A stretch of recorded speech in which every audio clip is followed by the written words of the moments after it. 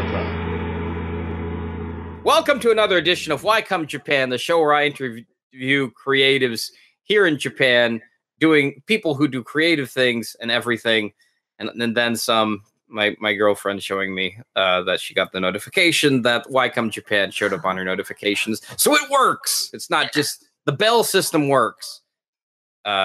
Theory confirmed. Today on my show is Katohmy. The last Hi.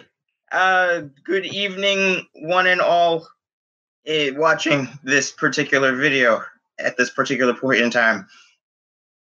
That was a good intro, right? Was that all right? Did I do it right? Yeah, that's perfect. Katohmy is a... Did I say that right? Katohmy? Katohmy. Black guy. Whatever you want. Okay. Katohmy black guy is a DJ. Can I call you that? DJ/musician? DJ, musician, producer. What kind of handle do you have? DJ, producer? DJ and producer usually. At one point I was a live musician, and I hope to get there someday again, but I forgot how to do all that stuff.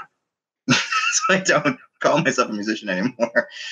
Really? You don't call yourself a musician anymore? You still have a SoundCloud and you up stuff. I mean, yeah, but a lot of that is my most recent production work. A lot of those songs are sample based.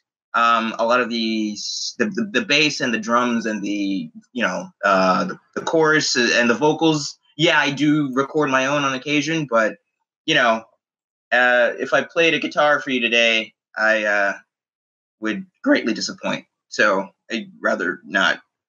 I'd rather not have to do that.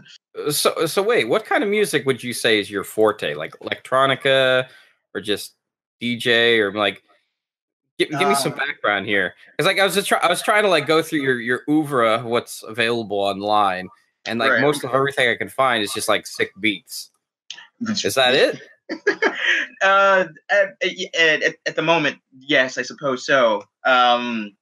Once upon a time, I was an aspiring guitarist, vocalist, and I did listen to a lot of electronica, but my first foray into music was because of my uncle, and he listened to prog. He listened to prog rock. I listened to a lot of Rush growing up. A lot of just really eclectic sounds. Talk, Peter Hollis. I'm getting that name wrong. It's not Peter Hollis. It's Mark Hollis. I'm totally getting the name wrong. God, I really should have prepped for this. So I listened to a lot of ambient prog rockish stuff growing up. So I wanted to do stuff like that because I wanted to make my uncle proud. And then I got into electronica around the same time that I got into new wave, which was early in university. I started listening to New Order and Joy Division and Tears for Fears and David Byrne and Talking Heads and stuff like that way later than any of these bands were regularly releasing new stuff.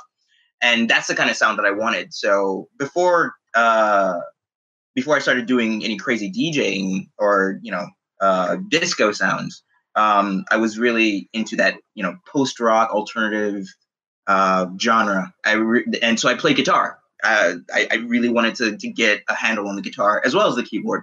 Because the guitar was your first instrument? No, it wasn't. It was my first instrument was the piano, but I detested the piano because I had a horrible piano teacher when I was growing up. But we always had a piano or a keyboard in the house, and I would just mess around with it. But I never really composed or wrote anything with it.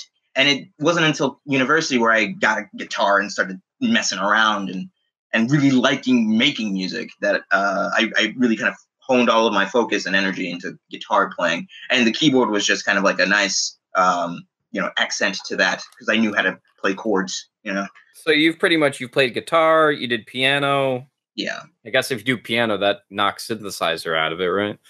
Well, it wasn't until later on in life where I got turned on to the concept of synthesizers, which is, again, in university where I was listening to all of these, post rock and alternative and new wave sounds. And I never realized it because I was my understanding of music at the time was very rudimentary. Guitar, bass, and drums. Figure everything else out. I didn't realize how pedals worked until very late in life. And so when I eventually did get into playing with synthesizers, I bought everything.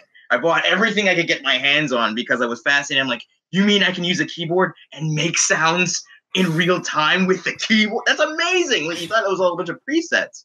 So I got, an MS-2000. I bought a microKORG, which is in the background somewhere. I got a mono machine. I bought all of these synthesizers. I just wanted to learn how to make sounds because it was all fascinating. But it was so late in life that I just kind of, it was like a kid in a candy store at 25. It was just really, so I never really could talk about it to anybody because everyone's like, yeah, we all knew that. We all knew David Byrne and then they all used synthesizers. They all had SH-101s. They had Rolands and Korgs. Just because you're late to the party doesn't mean you're ahead of the curve, mate. So it was at one point when I was with my band, I focused a lot on keyboards and vocals and sound creation. Wait. You were in a band? I was in a band.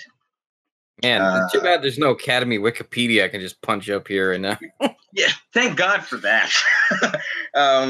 No, about 2000. Oh boy, 2007, 2008. I was 2009, 2010. It was in the later on in my stint in Japan. I performed with an electronic. I performed in an electronic outfit called Efepoli. It was a 3-man unit. I was a composer and vocals and keyboard, and I had a guitarist and a drummer. And these two were ex-musicians who were in other bands who they left shortly before we got together. Because I was obsessed with the Lifehouse circuit when I got out here. A lot of the bands that I was listening to in university were a lot of Japanese indie bands. And they were all about that post-rock, that alternative vibe from the 80s, the mid-90s. And so I really gravitated toward that sound. And I, would carry my guitar around and go to live shows. Like, that would be my weekend. And I got together with a couple of guys, and we all had, affinity for the same type of music. And that was when I really got to buy all the synthesizers and do a whole bunch of stuff with them. And that was when I would consider myself a musician. Interesting. So what was the name of the band? Efepoli. Efepoli. And it broke up? Yeah. We quietly disbanded years ago. I guess about 6 years ago now. Okay. We were performing. We were doing a lot of stuff, but it was around that time where I really started focusing on DJing. I guess I was really kind of distracted because I wanted to do more DJing stuff while I was with this band because we were already performing, for about a year, for about 2 years at the time, and I really wasn't seeing any progress with them. As much as I loved making music with them, I don't know. I didn't see us, performing any more than just being around in the indie circuit, and I felt like they had so much more potential, and I was just kind of along for the ride. Because these are two Japanese guys. They've already staked their claim. They paid their dues. They've made the rounds. They don't really need to to prostrate themselves on the indie circuit anymore. They're professionals in their own right. I was the one who was falling in love with everything for the first time, and I don't know. I felt like I was slowing them down, and at the same time, I was focusing on my blooming DJ persona. So I guess that's my excuse for walking away from something that really mattered to me. So when did you start doing that, and what got you into DJing? So it was during the time that I was performing regularly, and I was actually approached by a friend, a mutual friend of Remino's, by the way. He was a photographer for a band, for a punk band, and he was just kind of helping them promote a new EP that they were releasing, and he said he was going to do a DJ party at Rock No Kokoro. So he asked me if I wanted to DJ. I had never DJ'd before, by the way, that day. Well, for some context for our viewers out there, Rock No Kokoro is like this kind of really small bar in Shibuya. Yes, so. It's a rock bar that is on the 5th floor. On the fifth floor, third floor. Third floor. Okay, yeah. Continue. But yeah, it was random. Just I don't know. Just a toss of the dice, roll of the dice, isn't it? I'm getting my Find your P's and Q's, Academy. No, it's fine. Japan. It's not Late Night with Stephen Colbert. I know. But you know, in any case, I had no idea how to DJ. I've never operated one of these machines before. The whole thing was foreign to me. But at the same time, I was fascinated because, I went on YouTube and I did some research. It's like, what is to DJ? And so I got some CDs together, like some CDs of a lot of just alternative rock indie bands that I was listening to at the time that sounded kind of like dancey. And I looked up a few tutorials on how to, make the thing play the sound good. And then I performed on a Saturday, and I sucked. I royally just blew. It was a horrible experience for me. But I was fascinated about how I sucked, but I wanted to get better at it. So after that, I started doing more tutorials online. I would go to music stores that had DJ setups, and I would just play. I would, because they just leave the things out at like a music store, and you could just put a CD in. By the way, I would be using CDJs. I don't use vinyl. I don't own any vinyl records. I really should, but I don't because I already suck at a thing. I'd rather not suck that much more using the proper equipment. So I use CDs mostly when I perform a DJ set. I'm usually using CDs. I don't do USB or anything like that. And I burn my own CDs listening to music that I've either made or, a remix that I really like. But I would bring a CD to a music store and put it into the CDJ and just kind of goof around with it, to see what I can do with it, what works and what doesn't. And after a little while, I was approached by a nightclub in Hachioji, which is before I was working there full time, but I was still living in the area. I'm only like 20 minutes away from Hachioji, and there was a nightclub called Metoriga. That was the name of the nightclub, and they said, what do you play? And I'm like, I play this and that. I can, play like hard dance music or Four on the Floor. And they said, why don't you play a set for us one night? So I did. And then I became a regular DJ there, and I would perform there every Tuesday and Thursday and Friday night. And so that was like a quiet gig, not a whole lot of people there, a lot of old people there who wanted to listen to hip hop for some reason, and I didn't have any. So I couldn't play anything interesting for them, but they kind of liked the vibe that I was working with, and I did that for about a year. And that's how I learned how to utilize these things a whole lot better. And in between that time, I was still performing lives in Shinjuku and in Shibuya, but I could notice that my focus was dividing at the time. And that was really when the band started kind of, not performing as often because I was doing this a lot more. And it's really depressing now that I think about it. No, actually, what? I'm actually really kind of interested about DJing. What is it that you really liked about it? The instantaneous connection you get when you play the right song for the right people. Mm-hmm. I liked that. You could really do a lot more with playing to a crowd because my band, we all played original stuff. We were trying to do more covers because we thought, maybe our sound's a bit too eclectic. Maybe we should find some middle ground. But we never did. It was always original stuff that we liked. It was music that we wanted to play. Mm-hmm.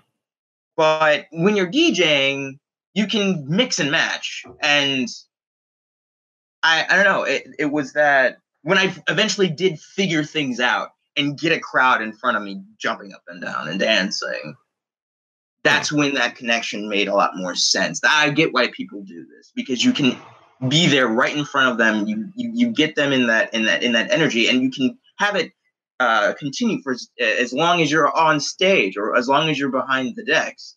And I like that, because when I'm up on stage with a bunch of equipment around me, with my band behind me, I panic. I panic very easily. I get extremely nervous around people I don't know, and it's even harder when you're expected to perform a set with equipment. You know, like there's a whole lot of flashing lights and buttons and knobs that you have to turn, you know, at the right time. And there's so many foul ups that we would get on stage, but only because of my paranoia and my inability to, you know, maintain my, you know, my center. And on top of that, you have to sing. So it's like, oh, I don't. Wait, what? You have to sing? Well, I was the vocalist of the band. Oh, I see. Well, you're the DJ and the vocalist? No. When I DJ, I was just the DJ. And that's why it was so much easier for me to just kind of get into a vibe, because I can see what the audience would want right away, and I'd be able to cater to that. Especially if they came to see me, because they know what the kind of stuff I play. You know, fast forward a few years later, I was able to accommodate that. Oh, I see. You're talking about when you're in the band, not when you were a DJ. Right. Okay. My panic episodes are when I'm in the band and I have keyboards to play and knobs to turn and songs to sing, and I don't know whether or not these people are going to give a damn about what I'm singing about.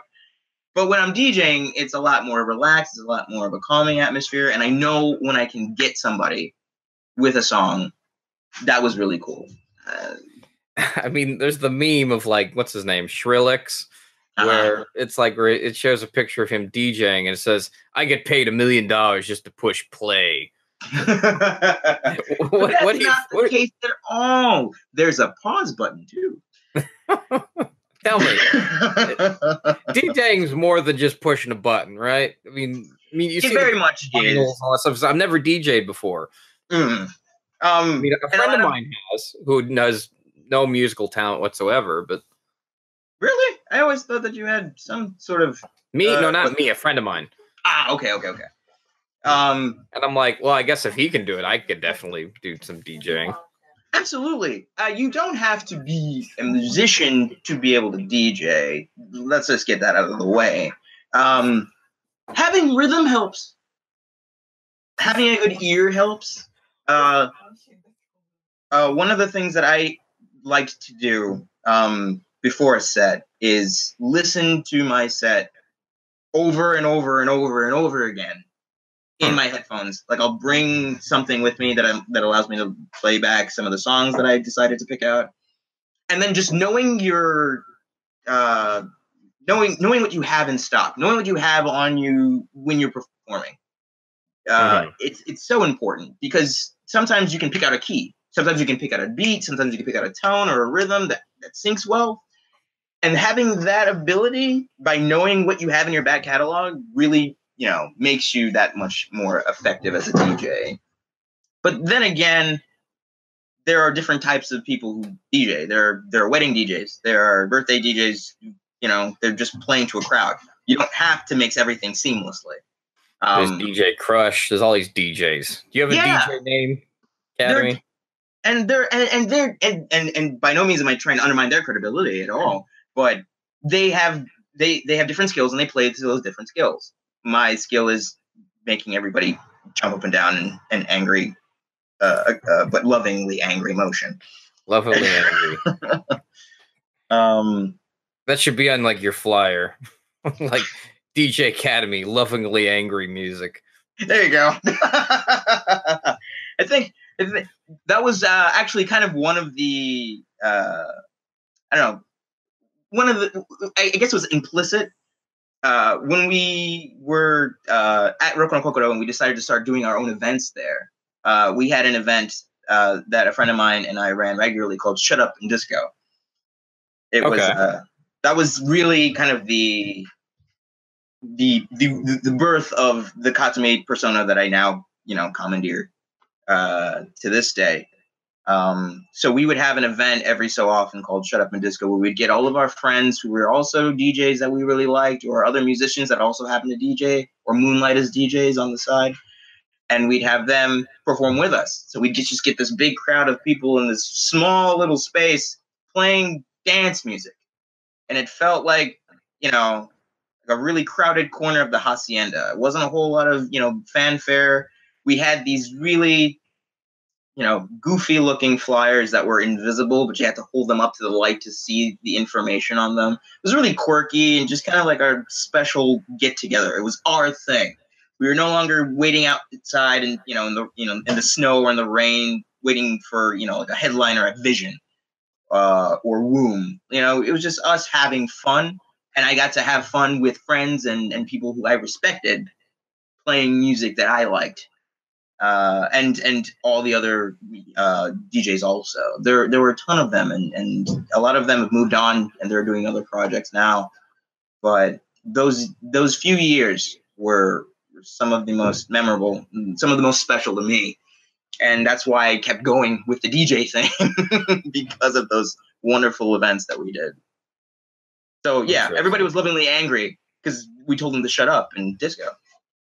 Do you still do DJing to this day? I mean, do you still have DJ? But I definitely am not as regular as I used to be. I don't have as much clout in the indie circuits as I used to, because I used to be in live houses every other weekend, if not every weekend. But I just don't do that anymore. I don't have the time. I don't have the energy, and I don't have the getting old.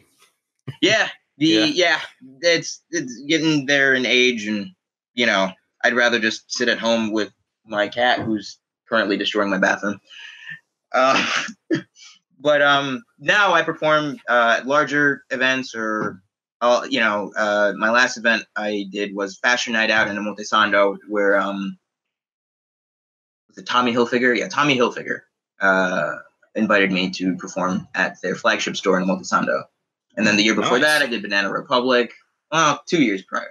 2 years before that, and I did Banana Republic. So I only do events where I get paid, if that makes any sense. Hey, man, you got to go where the money is. If I got paid for, I don't know, having good rhythm and good taste in music and knowing rhythm and beats, I'd do it too. I'm very lucky to have the position that I have now. Granted that I've only been doing this for about 5 or 6 years. Really? DJing exclusively, yeah. Actually, that brings me to my next question I have written down here. So I was watching your show that's kind of a little bit on a hiatus right now. Show that you did called Sunday Replay. Yes. And I realized, I can't be on this show because I watched a bunch of these episodes. And they're all DJs. I'm like, wait a minute, I'm not a DJ. I can't be on the show because I asked you if I could be on the show once. And I'm like, yeah. You're like, yeah, sure. You never mentioned that you had to be a DJ.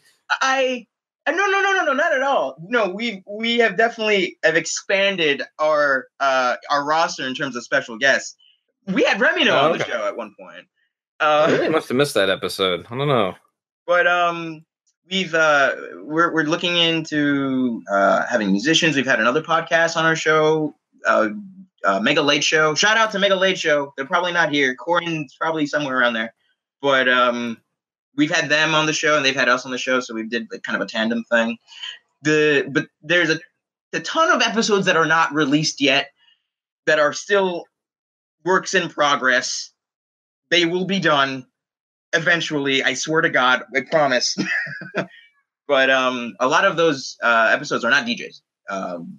They're all okay. Because like every episode, like I turned on like, this is DJ Mike, this is DJ Tom. I mean, that's not their name, but I'm like, oh, okay. And then you had what's his name, Nio on, and I'm like, oh, I didn't know Nio DJ'd, and I'm like, damn, I guess I better get my DJ game up before I be on the show.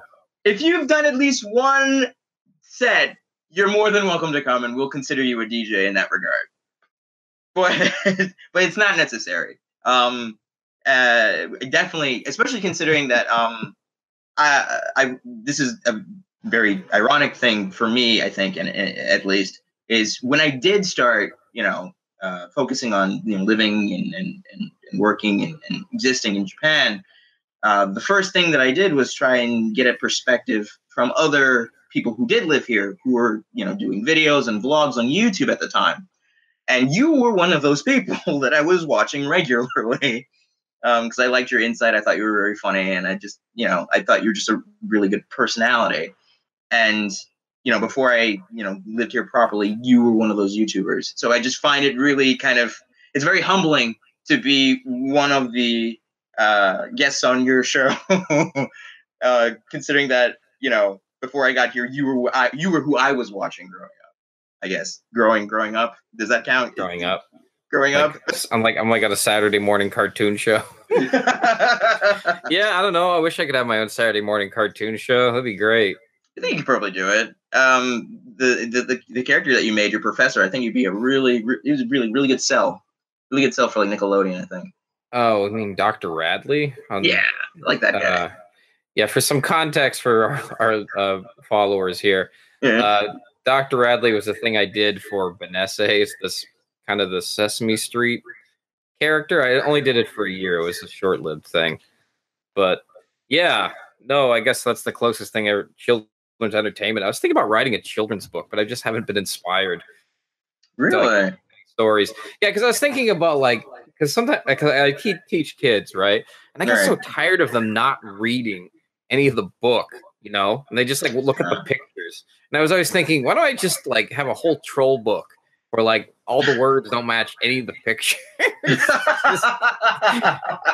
Have it get just stupid when they're reading it back, and it's nope, that's completely not what that is. Yeah, or have it overtly complicated. It's that's something that's impossible. You're seeing one of those or kind of handing somebody a word search and putting words that are actually even in the word search. Yeah. That kind of thing. That's delightfully devious. I like that.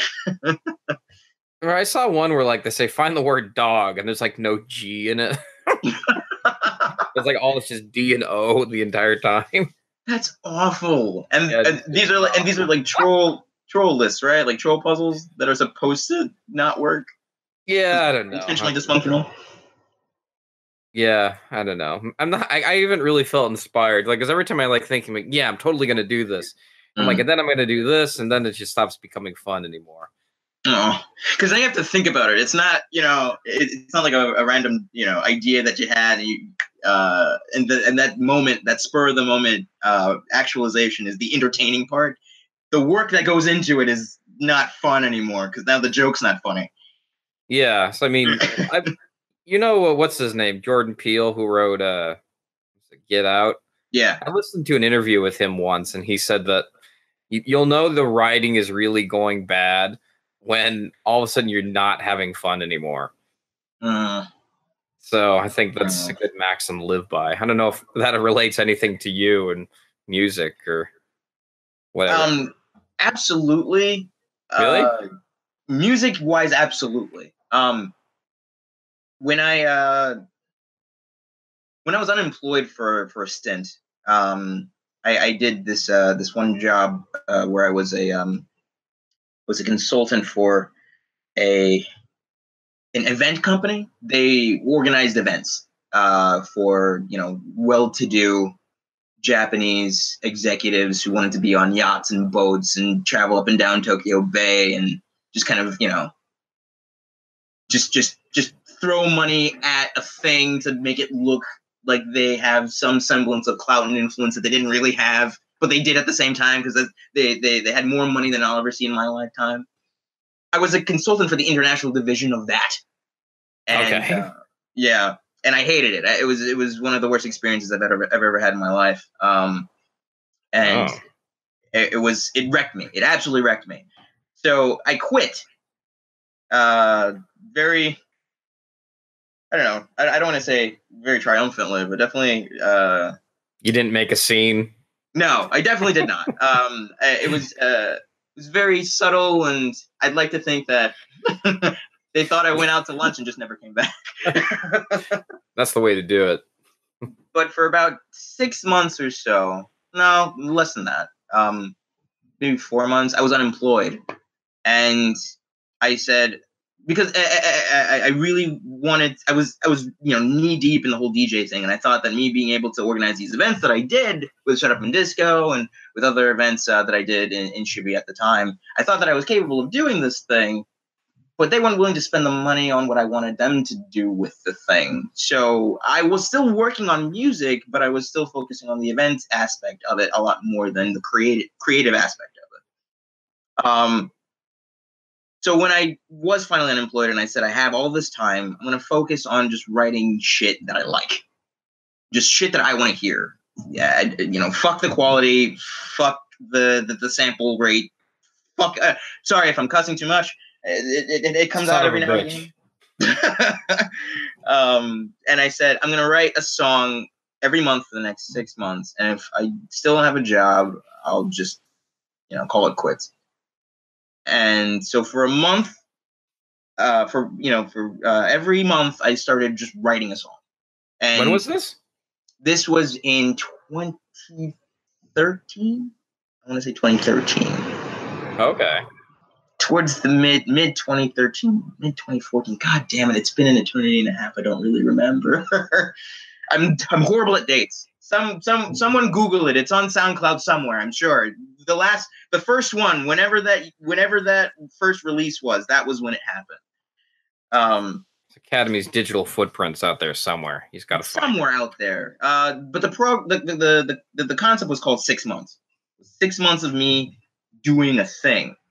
Mm-hmm. Just me writing a thing. And so so I wrote one song a month, and I didn't care. It was just free, just me, just like, oh, I like this song, oh, I like that song, and I'd have like a glass of wine or a chew high on at my side, and I would just turn on the computer and just go.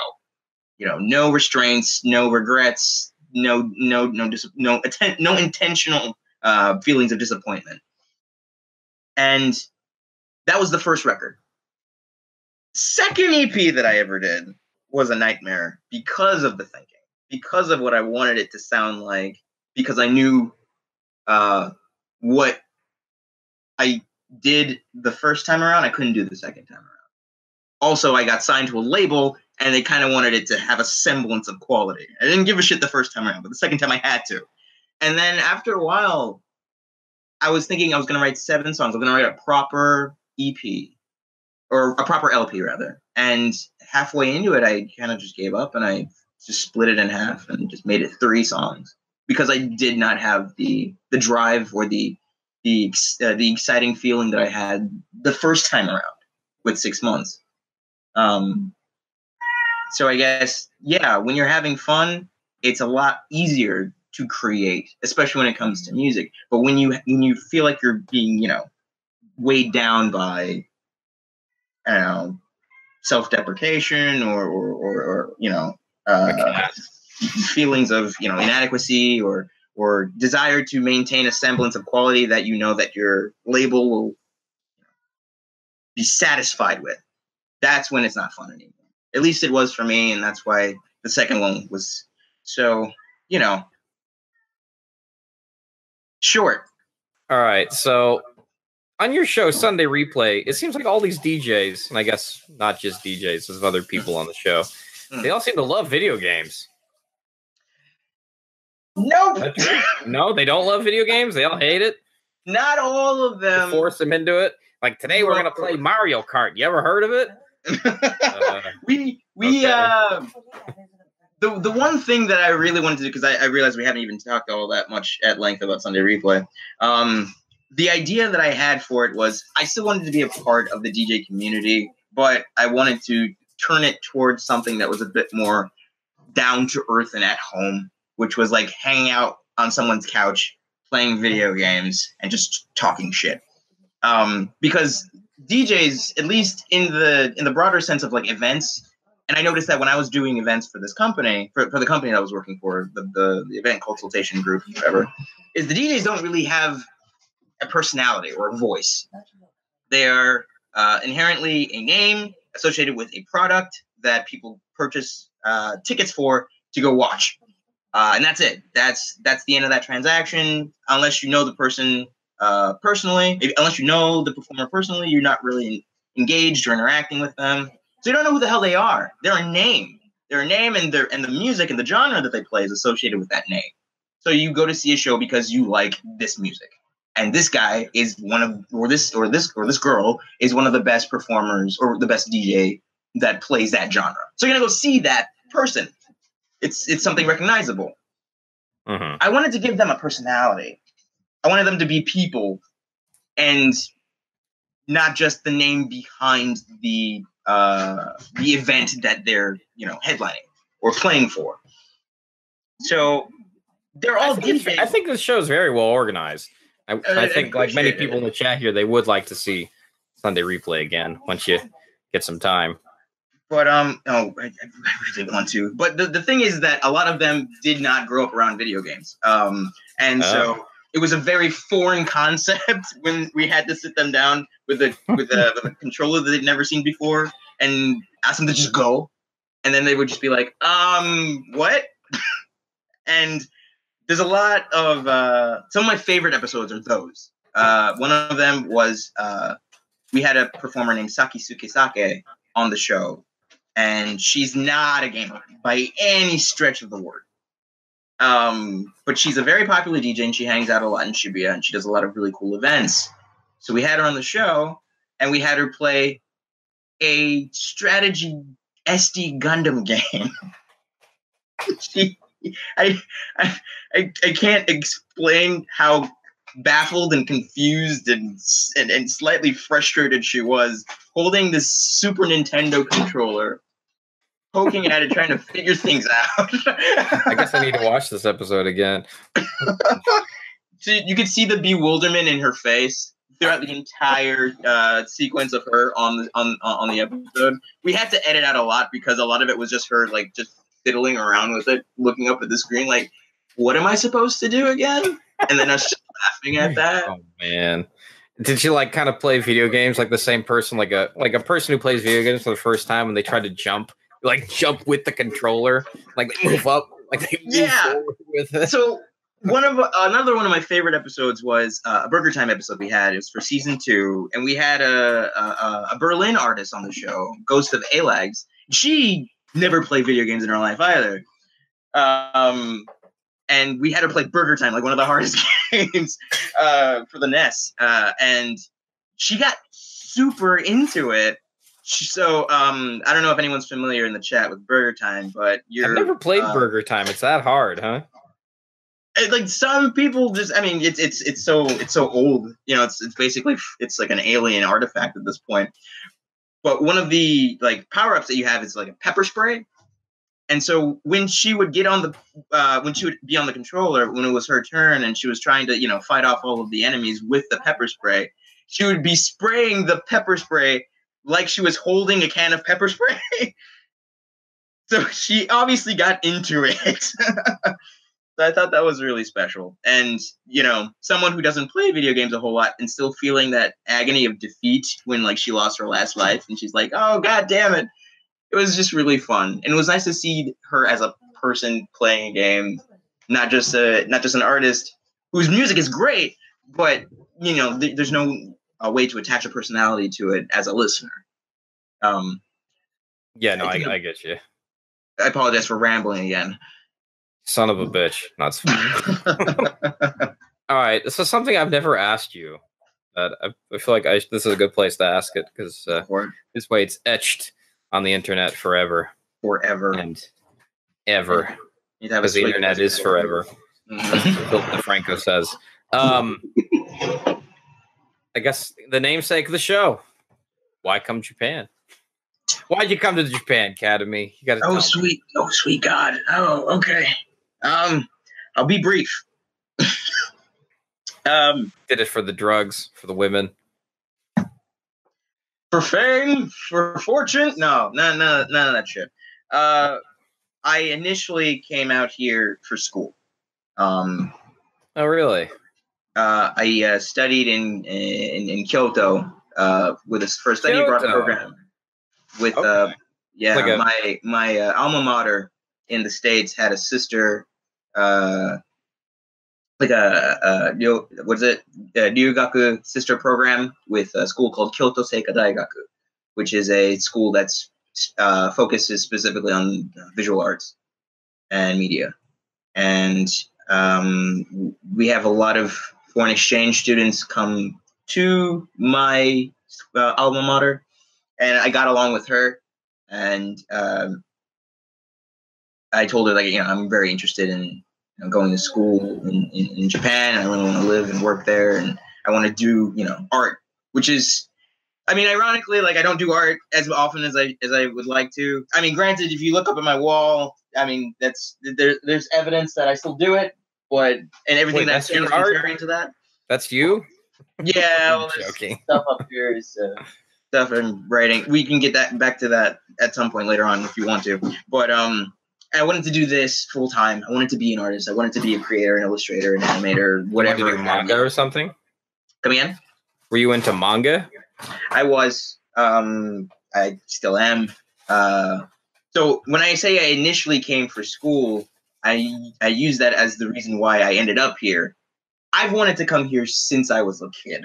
Since I was a kid, and I watched Astro Boy for the first time, and I didn't realize what the hell I was watching until someone told me where it was from, and I got super fascinated with Japan, and I read so many books, and I watched so many films and documentaries, and did so many reports on it, and I was just fascinated by the culture and the people and the history that,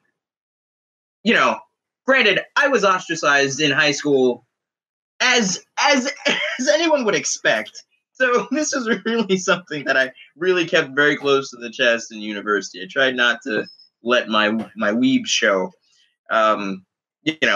much to my failure, but I tried. God damn it, did I try. So it all started with Astro Boy. Yeah. The first anime that I ever watched was Astro Boy. I didn't know what it was because I was always fascinated with animation. My uncle's a Star Wars geek, so we're always just into like geekdom and geek fandom stuff when I was growing up because I grew up around comic books and card games and I had an Atari 2600. I had that stuff. So this was, imprinted onto me at a very young age. I didn't mind it so much. It was when I watched an episode of Astro Boy where I was completely perplexed because it had nothing to do with any of the things that I had ever seen before. I didn't see this stuff in my uncle's comics.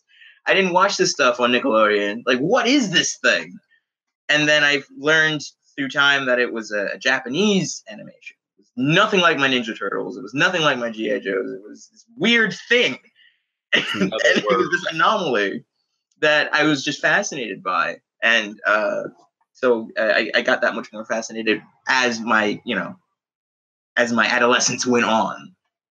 In middle school, I played the Game Boy games. I played those PS1 games, all those RPGs. I played Final Fantasy VII. I played Final Fantasy VIII. All this stuff from Japan. I absorbed it all in one big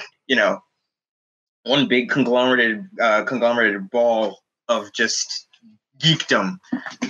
And then when high school came around, I'm like, I gotta find a way that I can be a part of this. It's in my head. I'm not saying this out loud to anybody.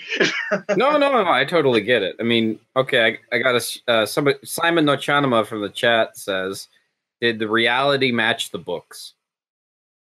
Oh, no, of course not. Books meaning, I'm guessing, manga. Yeah. No. That the first sizes were very misleading. It was still as fascinating because it wasn't just the mangas, it was the documentaries. I was watching a lot more about city life in Tokyo because I was really fascinated by cities. I really loved living in metropolitan areas. I'm half Jamaican, so living in Jamaica for a certain time, it's basically living in the wilderness, and I'm very much a city kid. I love being around a lot of people. I love being around lights. I love being around, active, exciting areas and locales. So having that juxtaposition growing up, being, in a quiet town of Little London growing up, and then watching these bustling cityscapes of Tokyo and Osaka was so engaging and fascinating to me. So the mangas never really mattered. The animes never really mattered. That was the creative outlet that I really had. But the visuals were always the things that I had seen in documentaries. They were always in the television shows I would watch that would document Tokyo life. And the vlogs that you and a few other YouTubers that I can't remember the names of them, but God bless them. Kevin Cooney, definitely one of them. Tokyo White Man. Yeah. Like, but these guys who were like showing me a world that I was fascinated by, but on a personal level. I don't know. That first time that I did touchdown, and I was in Kyoto the first time, and I got on the train for the first time, it was magnetic. I don't really know how to explain it. I was in awe. Like the entire time, I was just mouth agape, just fascinated by the things, and the it's hard. It's really hard. It's really hard to articulate yourself.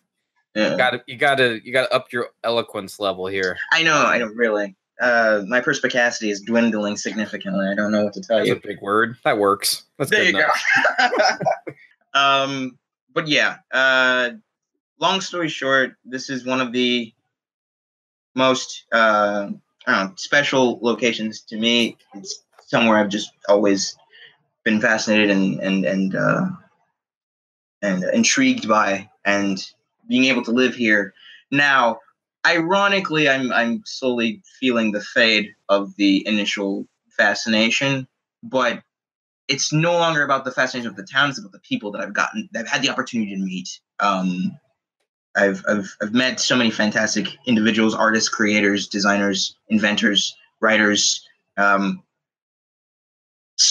goofballs, all of them, every echelon of every capacity of every particular human behavior I've met. Radio announcers, lawyers. I wouldn't be surprised. I met a shaman the other day. He seems really. Yeah. Something I gotta ask. Wait, so you're half Jamaican? What's the other half? Just American guy. My father was raised in the States as an American citizen, but my mother is Jamaican. I'm giving away a lot of stuff today. This is very incriminating. I don't like this. Okay. All right. It's all right. It's only going on the internet. Yeah, no, right? Or it's on here forever. But yeah, no, my Jamaican side is my mother's side. And okay, so you originally went to college in Kyoto, and then you made your way up to Tokyo somehow? Mm-hmm. Just like one day you're like, you know what? I'm tired of this Kyoto shit. I want some Tokyo flow. Or how did that connection go? Well, I always traveled, or like during the weekend, or when I had days off, or like a holiday for school, to come to Tokyo. I had every intention after graduating I would be living in Tokyo. So I made it a regular thing to keep traveling back and forth between Kyoto and Tokyo for the live shows, for the opportunity to interact with musicians that I was fascinated with, and getting to just getting to be in Tokyo, because I just like being in Tokyo. So I'd be in Shinjuku, and I'd be in Shibuya, or I'd go to Shimokitazawa to go to see a live show and stuff. So it was always that way. So the minute that I did graduate, and I actually graduated a year later than I intended to, because I didn't have enough credits. So I had to go back to the States for another semester, get my credits, and then come to Tokyo. How long did that take? It was one more year. It was just one more semester that I had to do, and I constantly kept in touch with everybody while I was gone, and it wasn't hard. From a rating of 1 to 10, how bad did you miss Japan during that time? 10 being like, what am I doing with my life? 1 being, it's just some Asian place. 50. 50? So yeah. Above and beyond? Somewhere in there. I've always felt, oh God, I really don't want to wax poetic on this kind of shit, but it's the toilets, right? It's the heated toilets with the water. That's what it was. That's what it was. Absolutely. It was the toilets and what was it? The God damn it. what was that one thing that it was the trains that ran on time. That's all it really was. It was just the punctuality and the comfort of being in a toilet. No, it was. I've always felt like a fish out of water. Safe country, right? It was a safe country. Had Japanese ramen and natto. Yeah, going outside at 11 o'clock at night and not have to worry about being shot. Very nice. Yeah, that's true. Very comfortable with that, to be totally honest with you. But no, it's not that either. I've always felt like a fish out of water in the States. I've never been comfortable in my own skin, no pun intended, while I was there. Growing up, I did travel around a lot while I was young because my mother, I come from a single mother household. She divorced my father when I was very young. And so we lived in many places. I settled down in Rhode Island eventually before moving to Tokyo. But the entire time I always, I had my friends were the misfits. We were the geeky kids. We were the geeky kids who watched anime and read comic books and played video games after school. That was my thing. I never did drugs. I never drank before I came to this country. I was very much the straight-laced, goofy douchebag kid who everyone thought was like, wow, you're black skin color-wise, but you're not all that black. That was the mantra of my life growing up. And I just kind of that was a lot of good titles. I just settled into that, right? You're the black skin kid, but you're not that black. Good enough for me. I whenever there was some, event or something going on that, like in high school or something that had to do with Black Pride or, being associated with your, racial identity, I was never invited to those things. Because no one gave a shit about what I had to say about, being a Black American in that time, because I was talking about anime all the time. Like, you don't even know who the hell you are, dude. I did. I absolutely knew who I was. I just didn't associate with the people who associate themselves with a thing that I don't associate with. Sorry. I don't mean to not be that person. I just am. I just am that person. All right. So getting back to the music stuff, that you do music. When you're making music, how do you get inspired? What's that moment like, I gotta put my fingers on music machines? Does this count? Wait, what? Sorry, I'm looking at questions. Show me. Drinking beer? All right. Yeah, I guess it's a good start. It's too high. What flavor is it? Legal in my clandestine alcoholism. No, but what's the flavor of it? It's a summer flavor. It's orange. It's orange. What is it? So Chew High is your drink of choice. I prefer it. I like the fruity flavors.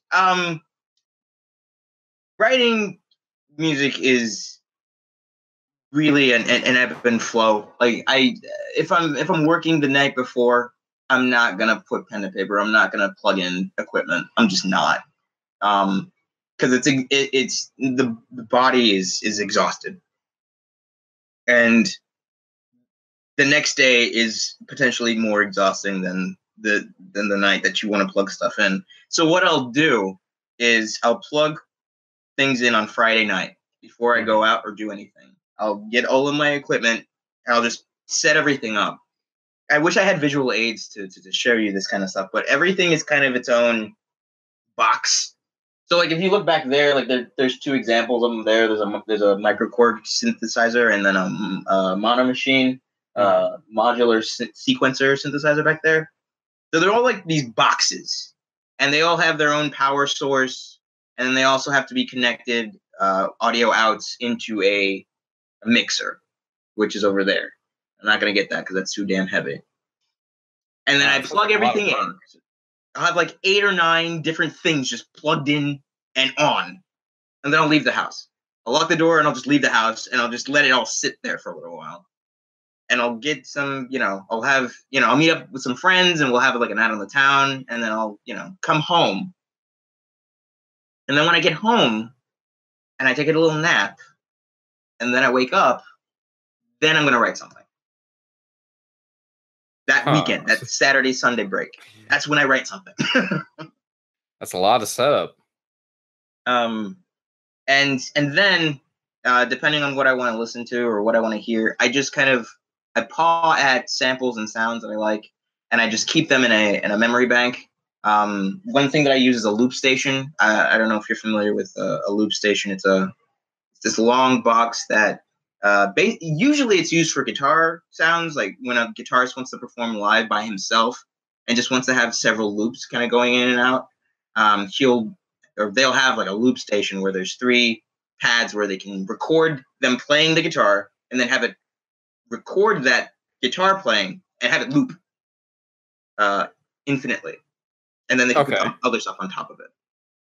But I would do that, but instead with the guitar, I would do it with a synthesizer. I'd do it with a sequencer, or I'd plug in a sampler, and then just kind of muddle around with sounds till I hear something I like, and then I'll arrange it using the sequencer. None of this makes any sense to anybody. So I'm just because a lot of us don't play music. I mean, we're probably a lot. I mean, I'm one of those people. So, I mean, a lot of this is kind of like, I'm just kind of taking this all in, making a mental note of it. Okay. Is that it? I mean, is that all you do?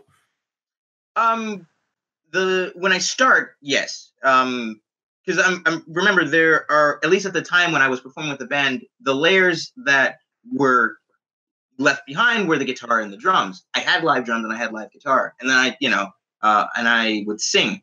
So I didn't want to overwhelm the sound space with too much noise. It's very easy to get muddled. It's very easy for things to sound muddy and hysterical because there's no driving direction.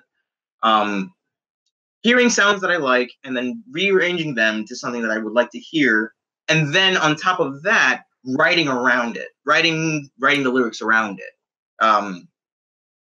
It's not a painstaking process, and it definitely doesn't take 2 days. It's not just that one Saturday and Sunday, but that one Saturday and Sunday is one step closer to finishing a song than me not plugging things in the night before and then doing that. So a song would take maybe 2 to 3 weeks for me to be okay with in terms of structure. And I would do that over and over again, the same process that I told you. So it would, that Friday night, plug stuff in, Saturday night, make something, Sunday night, arrange it. And then you do that for 2 or 3 weeks. And then maybe you have something you like. 50 times more often than not, you won't. You'll discard a lot of stuff. There's a ton of back samples that I just never use again. And going back into them every so often is refreshing. It's like, oh yeah, I remember I recorded that once before, one blue moon ago. You won't remember what it was for. You won't remember why you did it, why you kept it, why you didn't delete it, but you have it, and maybe you can use it in the future. So do that for 3 years, and you'll make a record. That's interesting. So it's like, so basically everything you set up, and then you go to bed the next night, and then you wake up, and you're ready to do it. Yeah, you're like a virtuoso.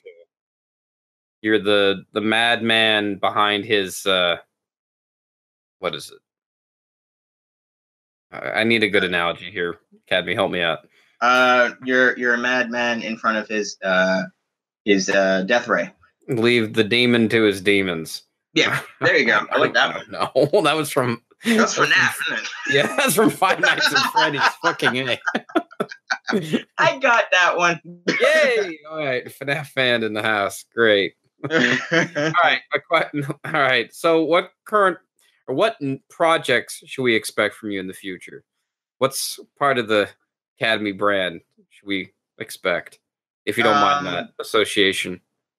I'm currently writing a book, which is one of the reasons why, one, Sunday Replay has been on such a long hiatus, and two, really?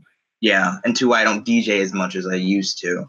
I'm really focused on this thing. It's something that I was starting to write back in high school, but I never finished it, and because I never had a reason to finish it.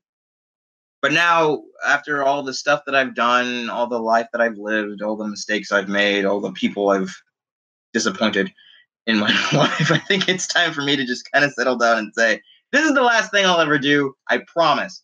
And Great American novel, huh? Yeah.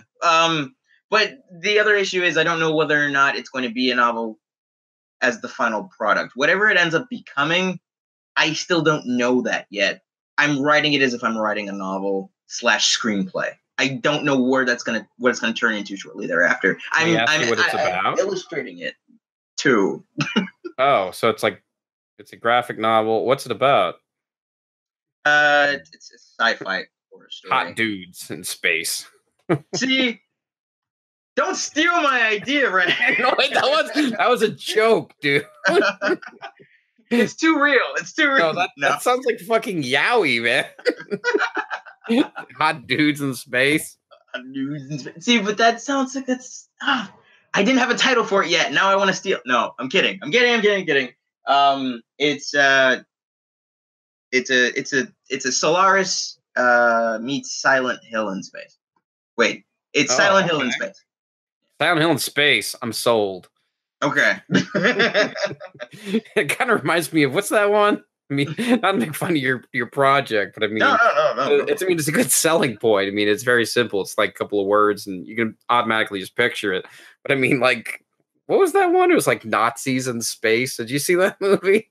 Nazis in space? No. Well, now I want to. I had no idea. What was that one? It was a movie about Nazis in space, like space Nazis. Were they zombies? Let me type it in Google here. Space Nazis. It must come up.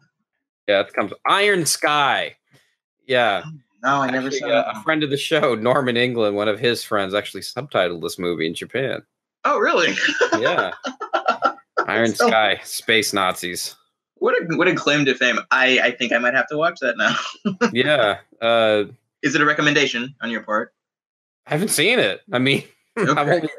A friend of mine told me they watched it, and they said it was a little too goofy for them, but I should watch it probably. If you're into Nazi movies. Yeah, sure. I mean, come on, space Nazis? Well, there's Surf Nazis Must Die. That's a Troma movie. I've heard of that title. Is that a sci-fi original? No, it's a Troma movie. If you know Troma. Oh, God, okay. Yeah, one of those. Fair enough. Those are always fun. How long have you been working on this book? So again, like the initial premise I had for it was way back in high school, but I never fleshed it out.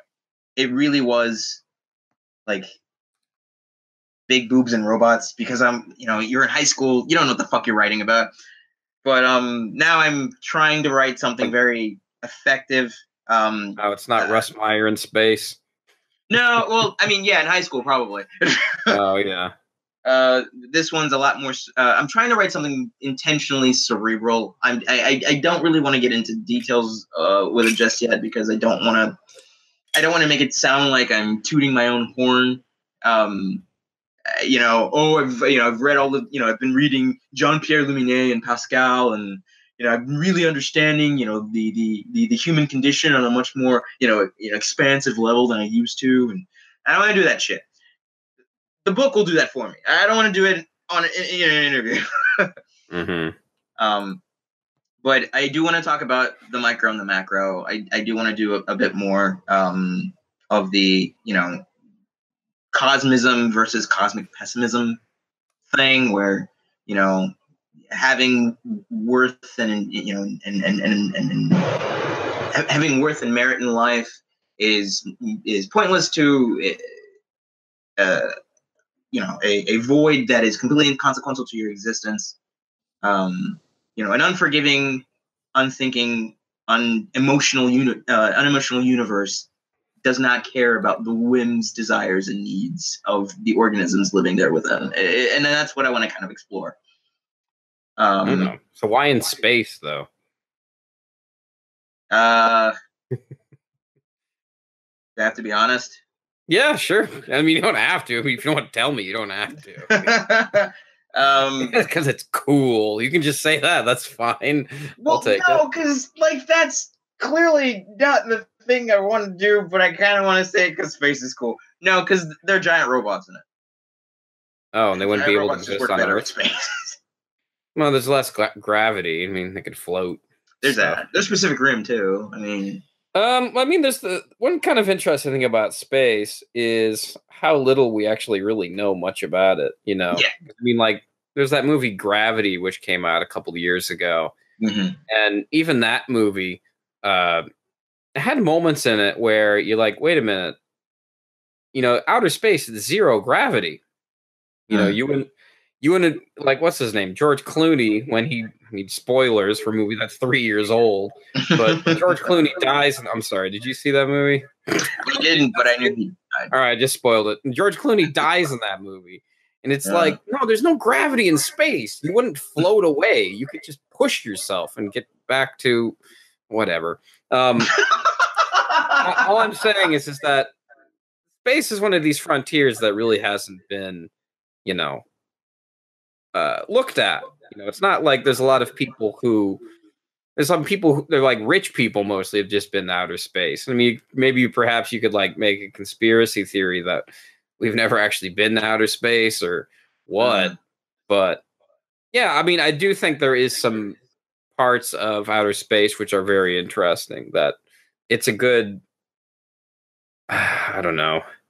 I read this book one time by John Truby called 21 Ways and How to Be an Expert Storyteller or something. Have you heard of it? No, not at all. And he often talked about how certain locations say a lot about the kind of story you're trying to tell. Like, for example, if it takes place in the desert, you know, the kind of people who live in the desert, they're kind of like really because like the sun is really extreme, you know, and then like it's in the middle of nowhere, and it has this kind of impression it gives, like it's a rough place, you know, like because like you said, westerns are shot in the West, and whereas if you have something like mountains are have this kind of magical feeling up in the mountains, and this kind of spiritual feeling. So I mean, with space, I mean, I guess you could kind of relate it with underwater. I guess a bit.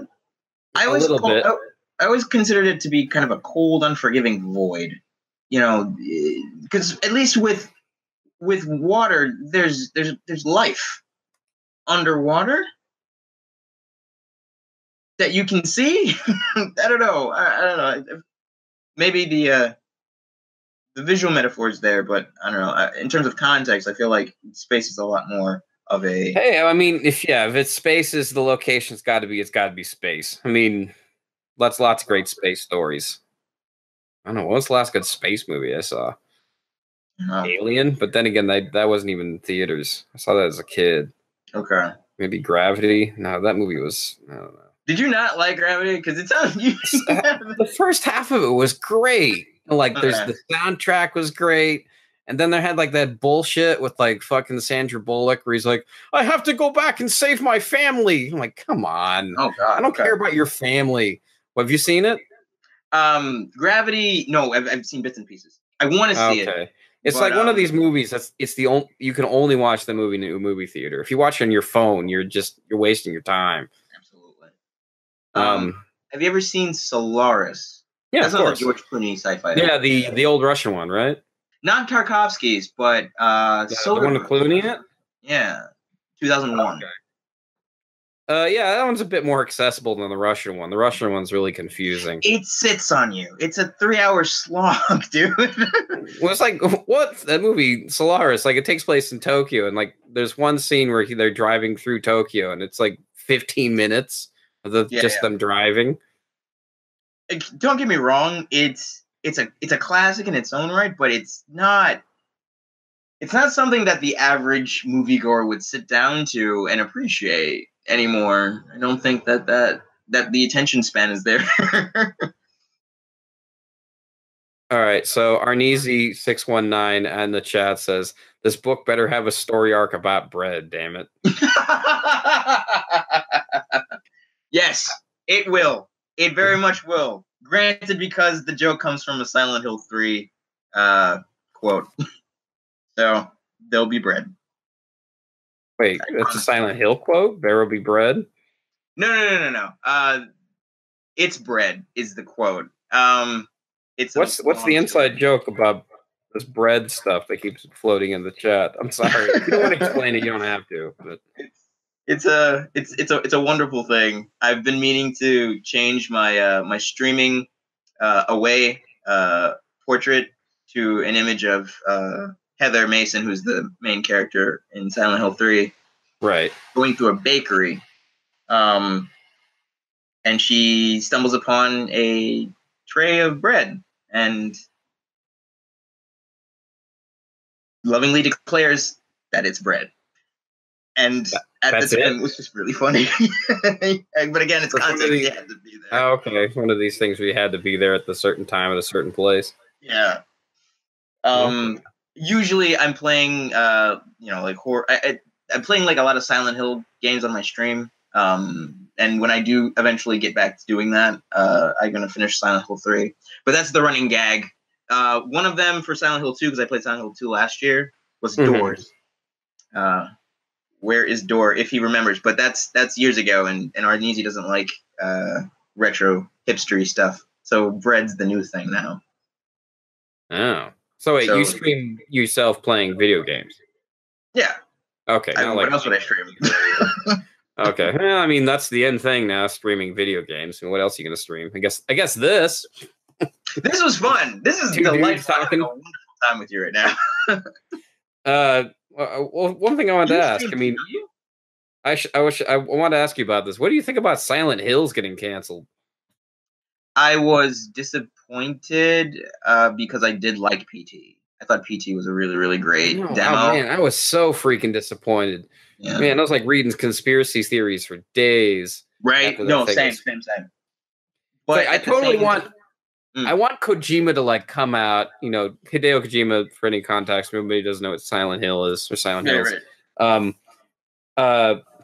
I totally want Kojima to come out on Twitter or something and just say something like, "Oh no, we finished Silent Hills and the game is out there. You just gotta find it." That would be amazing. I know, wouldn't that be awesome? It's a scavenger hunt. Oh, it'd be awesome. I mean, like, then you find out about somebody on the internet finding it.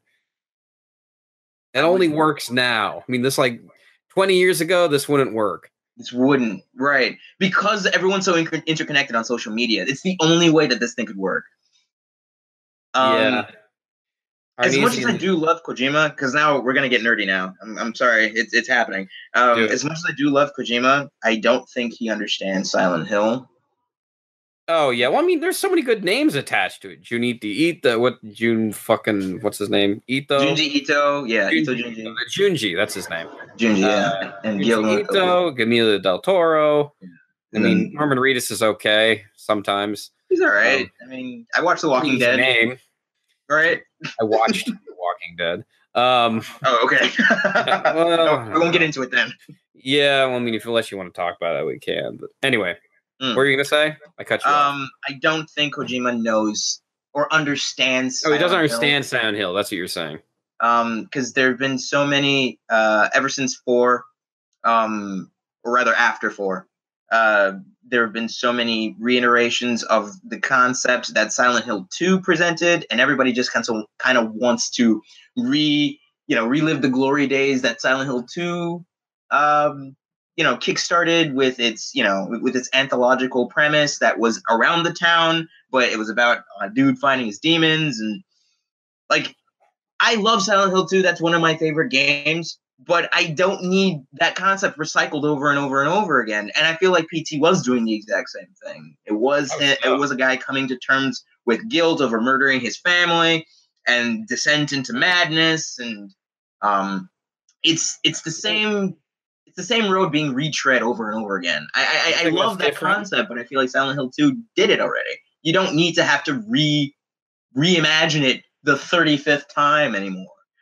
And I think Kojima understands that, but he also has to garner some, he has to elicit some curiosity, to the fans. Or when he made the thing, he had to do that because Konami clearly didn't want to give him a budget. Well, I mean, the way I saw it is kind of like, to me, it's kind of like the Mozart theory. It's like if you take a piece of work, it's like if you see the movie Amadeus, right? Yes. That. Like there's that piece of like this is the one movie I've seen. Finally, Go ahead. I mean, there's that one part with Salieri where he writes this piece of music, Right. and then Mozart, right in front of him, he takes that piece of music and he makes it much better, right? He like improves upon it. I mean, what I got from PT was just that I got this very visceral kind of like really immersive. There we go. That's the word. Yeah. Okay. Immersive kind of feeling when I played that game, because it just kind of had this feeling of like there's no escape. You know, like when you push the pause button, the whole game is still breathing. You know, to be able to. There's so many like tiny little hidden secrets. It was so unsettling. Like something I really haven't seen from like a game before. It's true. And even more so, like Resident Evil 7, Biohazard 7, whatever, owes everything that it did to PT. Everything that game did was basically mimicking what PT did. That very unsettling atmosphere, that first person, that feeling of no escape, the walls that are closing.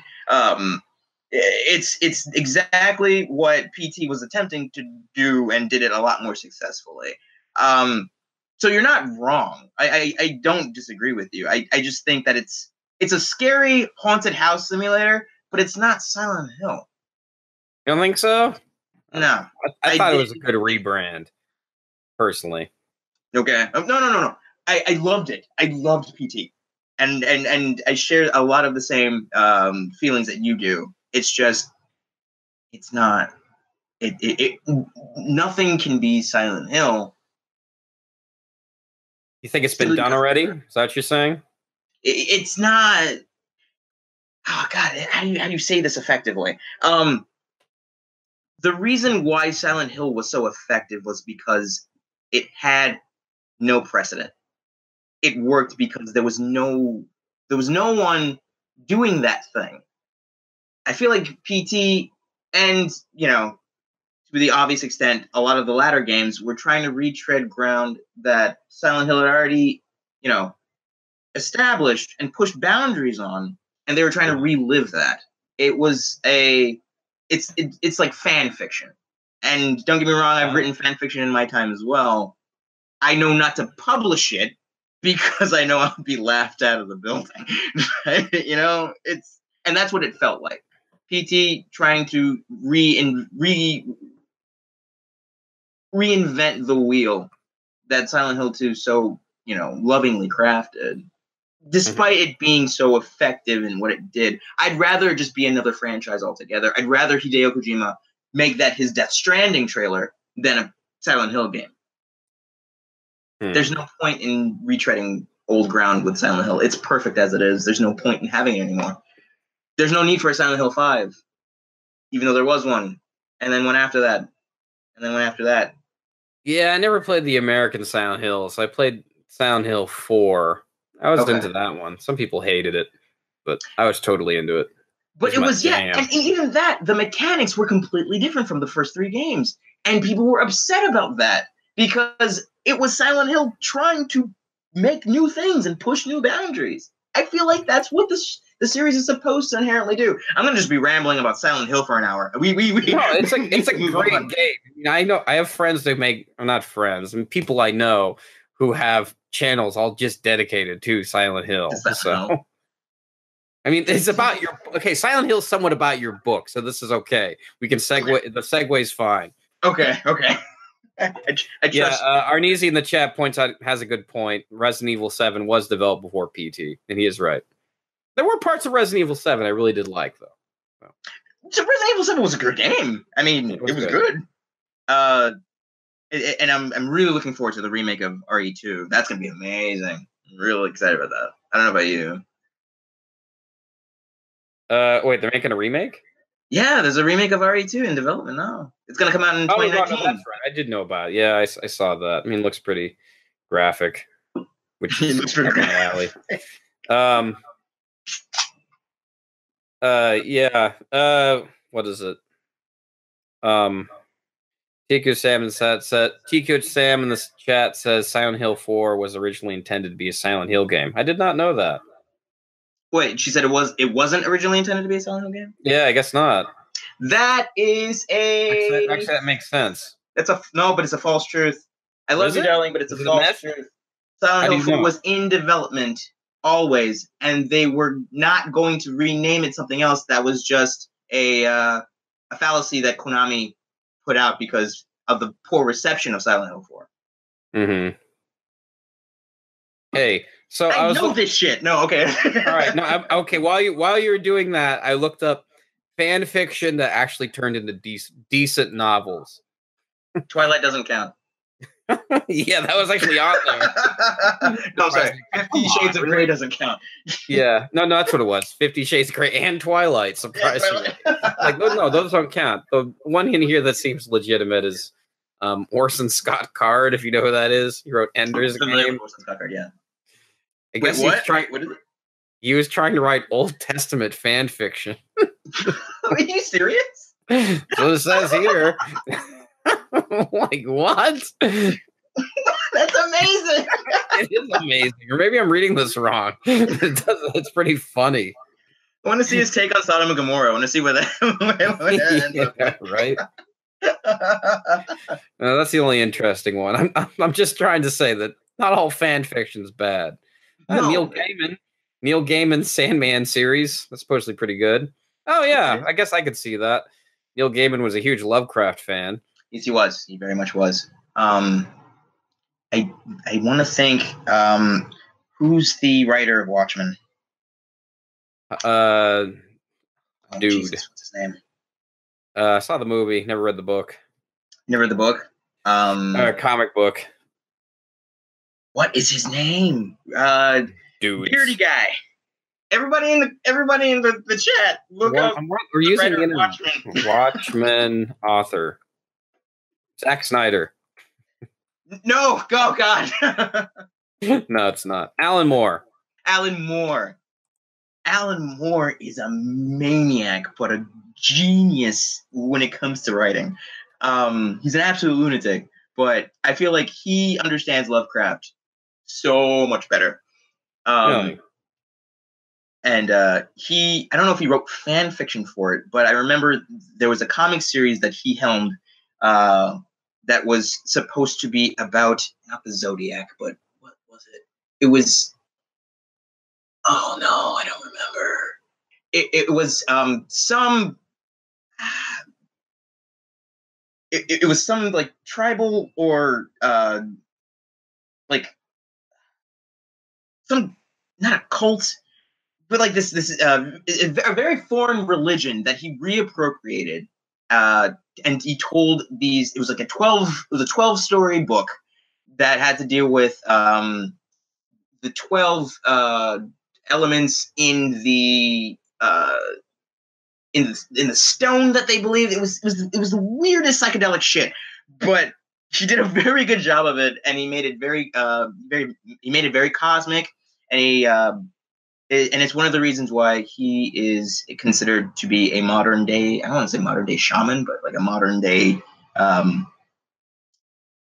what's the word that means person who, not like a modern day almanac, like a Nostradamus-like figure. Almanac? What is that called? I know what an almanac is. Like he was able to predict the end times in the book. Oh, like Nostradamus, that kind of stuff. Right. Prophecyist. I don't know. Like a soothsayer. Right. I don't know what the name. Read Alan Moore. Just read Alan Moore and read all the weird shit that he writes about, because he does it a lot better with Lovecraft than I think Neil Gaiman does. But Neil Gaiman's a genius. I just think Alan Moore is a bit more on the kooky side, and I feel like that works a lot better. Says prophet? Is that what you're talking about? I guess a prophet then. But he does a fantastic job with the literature that he utilizes and tells this other interesting story. I feel like Neil Gaiman's a better human drama writer. And, okay. And then Alan Moore is about the cosmic, all about the cosmic. This is really, really, like, I don't know. I don't get to do this a lot. Well, I was thinking, like, what is it? What is some of the stuff you think it'll appear in your book, kind of this Lovecraftian kind of stuff, or is it more? I guess how would you separate Lovecraft from Silent Hill? I guess with the narrative that I'm attempting to achieve with this particular story is it is about the macro more than it is about the micro. Okay. The main character goes through these cycles of guilt and grief, and so it is Silent Hill too. Yeah, shut up. But at the same time, it was a great idea. I still think it is. It is. It really, really is. PT Silent Hills, for the record. It's a fantastic game. For the record, everyone should play it at least once. Well, if you could still get your hands on it, Konami tried to get rid of it. So there's the HD collection, but don't touch that with a 10-foot pole, please. Really, that bad? It was a buggy, disgusting mess. They altered the script. They altered the actors. They altered the gameplay. They just did everything that you could do wrong with a remake or with an adaptation to something that was 10 years ago that has perfectly working PC ports now. They did it. They did everything wrong. But I guess with Silent Hill 2, it was all about the micro. It was all about James's descent into madness.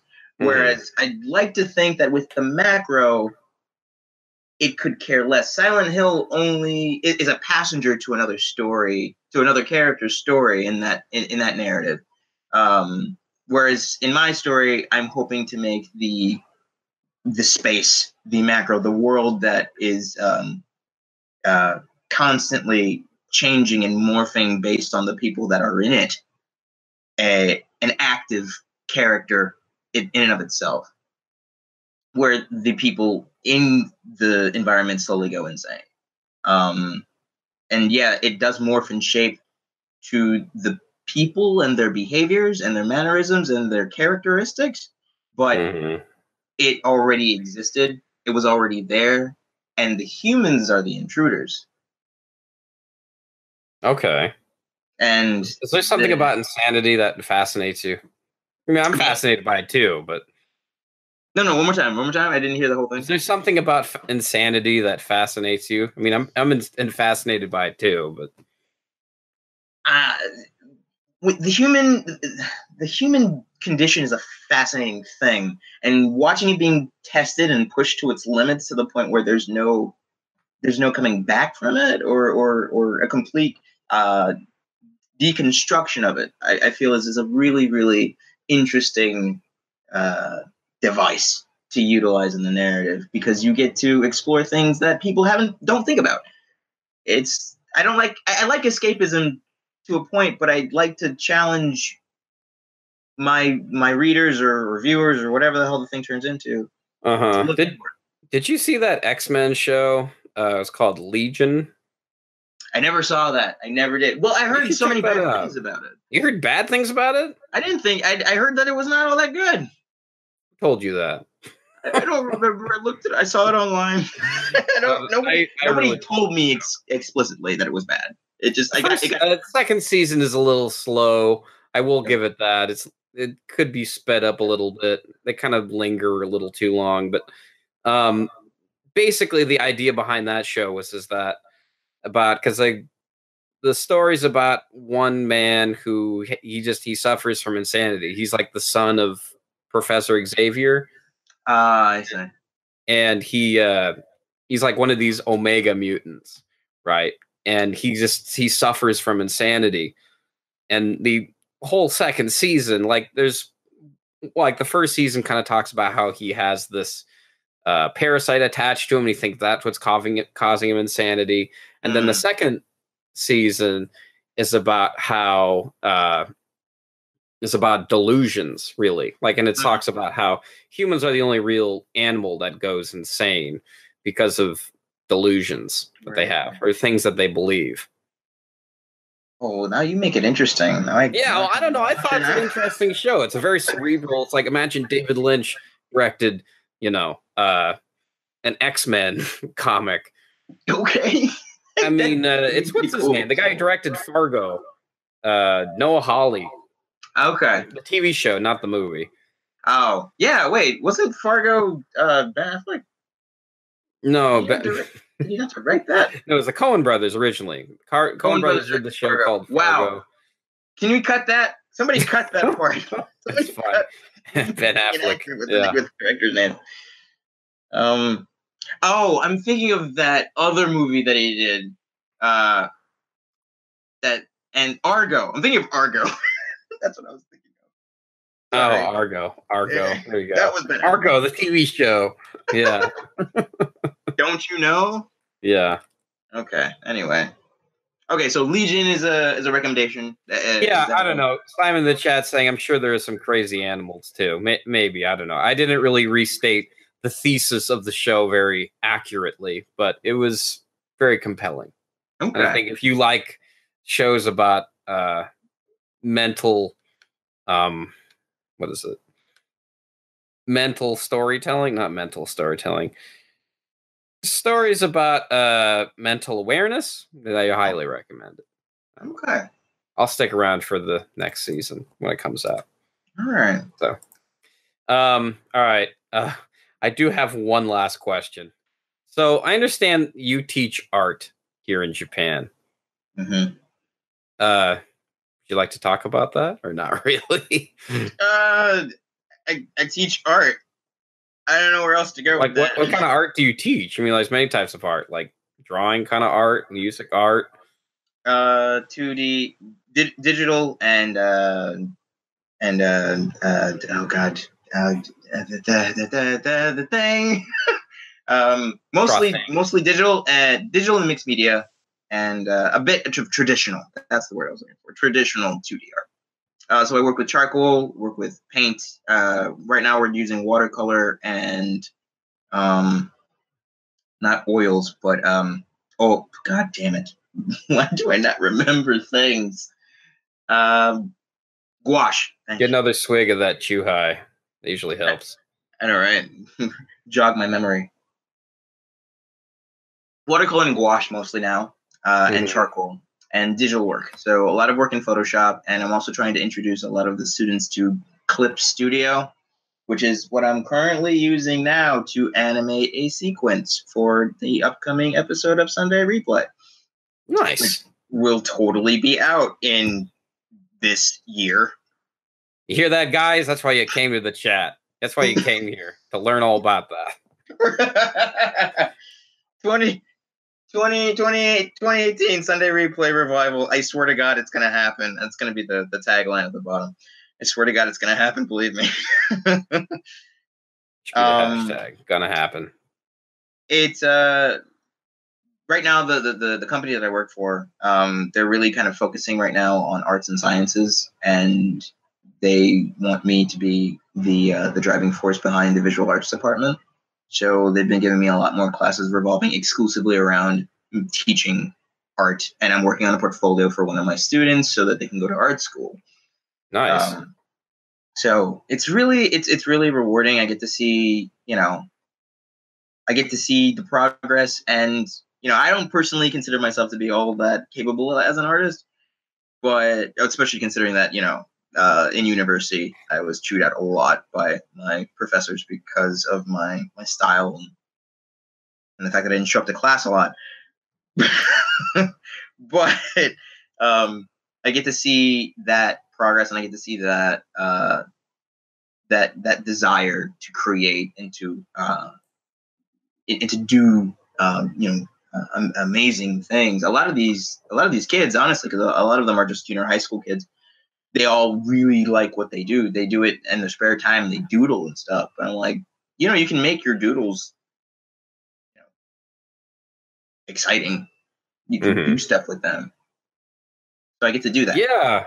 One thing I find really interesting about Japanese kids is how they always, it's kind of like, you ever heard of the Krueger-Dunning effect?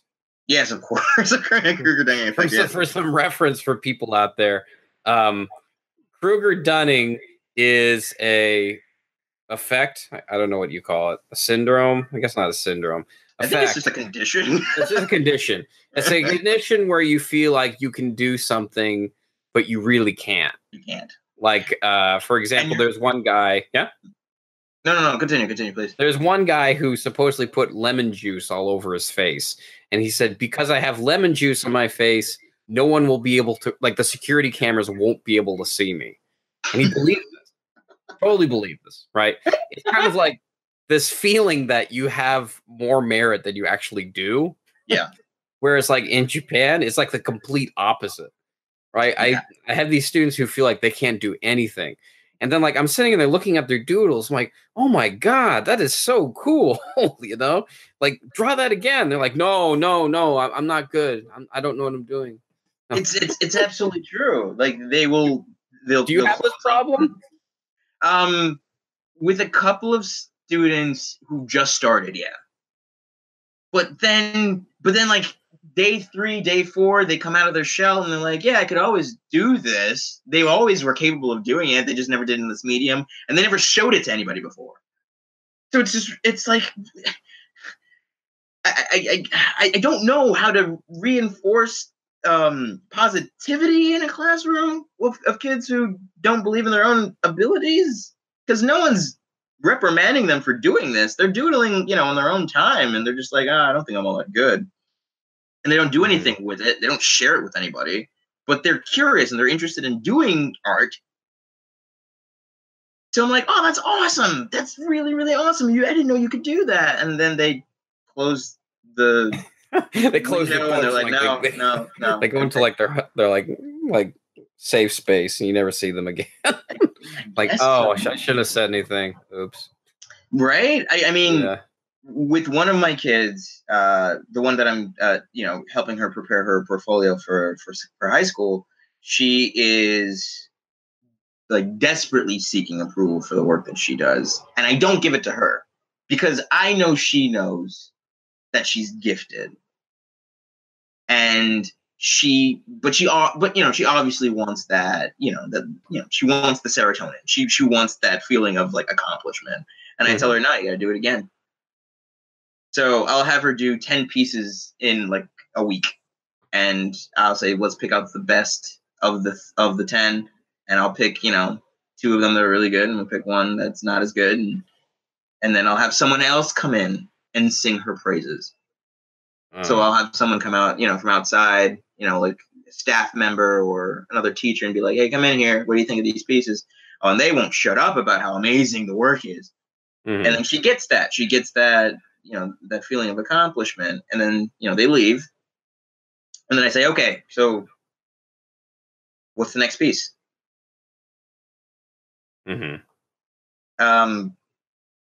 It's when you know that the ones who don't need it want it, you want to just keep them focused on doing the work, not getting the credit for the work that they do, because they will get it. They absolutely will get it. When she gets her portfolio to the representatives of that school, and they will flip through her portfolio, they will be amazed that someone her age was capable of making that kind of art at that size. She's doing murals on walls now. She's selling T-shirts. She's received accolades for the work that she's done. I know she can get into art high school, no problem whatsoever. But it's about the work that you do. You are going to get the praise and the adoration that you deserve. And I'm going to give it to you too, but I want you to work harder, not just sit down and bask in the satisfaction of knowing that you did something good. And then we only have an hour of class time, Right. So it's all about next piece. Because no one tells you that. I'm sorry. God damn it. I'm sorry. Go ahead. Son of a bitch. All right. Now, Simon Ochanama says she should be on your case about your book then. Yeah. Everybody should be. I guess everybody should be. Yeah. No, I mean, I don't know. I mean, it sounds like you have a good rapport with your students. Would I say that? Yeah. Can I say that? That's fine. Yeah. Nobody knows them by name. If they ever mention me or credit me in any of their accolades or whenever they get awards and stuff, that'll be neat. I'll be sure to put a thumbs up. Say your name in katakana. Katohmy-chan. Yeah. Katohmy Sensei, or I'm it's not totally Chan. down for that. Are you totally down for that? They don't call you that? Are you like, awesome? You did Yeah. the thing, and I got to say hi to you because you're clearly going to do way more important things and make way more money than I'll ever see in my lifetime. All right.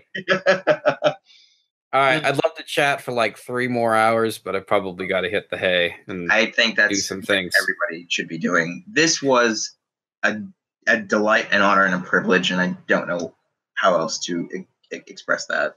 Thank you. It was nice nerding out there about PT for a little while and getting to know some of your backstory. Didn't know the Kyoto connection. I want to know more about you too. We have never really talked all that much about where. I don't know what you want to know. I make a YouTube channel called Why Come Japan. I try to do every week to help validate my self-worth. I don't know. I was thinking about this actually today. I was thinking like, you know what? I really should stop putting all my eggs in one basket. I should like go back to my movies that I wanted to do. Because there are 2 scripts that I have just lying there that kind of need to be finished. I'll probably go around to finishing them. The stuff that you were doing, even when I was watching you back in university and you were doing your vlogs and stuff, you did talk a lot about films, and you did do a few like short films too, didn't you? Yeah, no, I still have those short films. I mean, they're just kind of like they're edited, and like some of it's kind of. I mean, you could probably relate to this because like sometimes you make these short films and like you kind of feel like you're embarrassed by them. You're like, oh, this is so cringy. Like I can't show this to anybody. It's like I hype this up so much and it's so freaking bad, you know. Yeah. Like I think I showed the worst people because I want to hear like the most critical criticism, right? Okay. You Like, want them to be unrelenting. Yeah, and so I always ask the worst people who are like, it'll be so critical. It's just like I don't want to touch it like for 5 months. That bad. Like, oh Jesus, you're so right. Like, well, I'll go work on something else. So definitely agree with that. I'm okay with. I'm on the same boat in that regard. Yeah, I mean the 2 films that I've been working on for ages. I mean, I will put those up at some point. I'm trying to do it this year, but it's sort of like, where's the time? You know? Is it time? I mean, granted, it's time consuming to write these things, but also getting the materials, the equipment, the. Well, I mean, the biggest thing with the films I'm working on right now is that there's some editing problems. It's just like the pacing is weird, and I can fix it with some editing techniques and stuff, but that's going to take a while. Because like I mean, I've read tons and tons of screenplay books about this stuff, and it's sort of like when you read so many screenplay books, they kind of give you an idea. Or I read somewhere in one book once that imagine that you write the whole movie out once. That's what a screenplay is supposed to be. The whole movie's supposed to be finished as a screenplay. And then because once you start shooting it, the whole movie gets taken apart because nothing's going to ever look the way you want it. Exactly. Like, that's true. Nothing. You know, so it's basically you'd have the screenplay and you just rip it apart because there's tons of things that just won't work. You know, like things that'll work on paper aren't going to work on film. Right. So then you're out there and you're shooting the thing and you're like, well, let's just do this, and you think it's a great idea, or you're pulling your hair out because because you know what you're shooting is shit, and and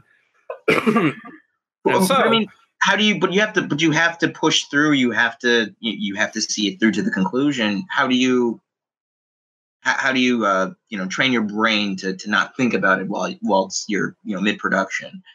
Mid-production, you just go with it, you wing it.